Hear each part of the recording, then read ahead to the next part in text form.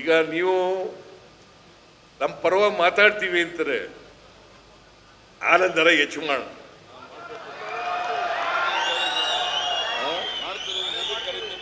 ಮಾಡ್ತೀನಯ್ಯ, ಅವ್ರಿಗೆ ಹೇಳ್ಸು ನೀನು.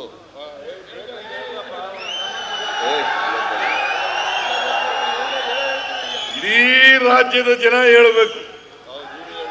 ಅದು ಇನ್ನೊಂದು ರಾಜಣ್ಣ ಇನ್ನೊಂದು ಕಂಡೀಷನ್ ಹೇಳಿದ್ರು, ನೋಡಪ್ಪ ಹಾಲು ಏನು ಹೆಚ್ಚು ಮಾಡ್ತೀವಿ, ಆ ಹೆಚ್ಚು ಮಾಡಿದೆಲ್ಲನೂ ರೈತರು ಕೊಡ್ತಾರೆ.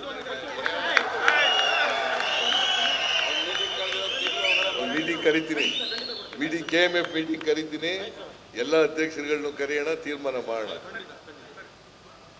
ನಾವು ಹಾಲು ಉತ್ಪಾದಕರ ಪರವಾಗಿರ್ತೀವಿ, ರೈತರ ಪರವಾಗಿರ್ತೀವಿ, ಬಡವರ ಪರವಾಗಿರ್ತೀವಿ, ದಲಿತರ ಪರವಾಗಿರ್ತೀವಿ, ಅಲ್ಪಸಂಖ್ಯಾತರ ಪರವಾಗಿ.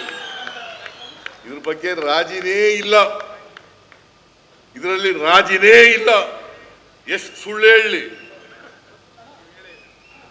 ನಾವು ಅದಕ್ಕೆಲ್ಲ ಕೇರ್ ಮಾಡಲ್ಲ.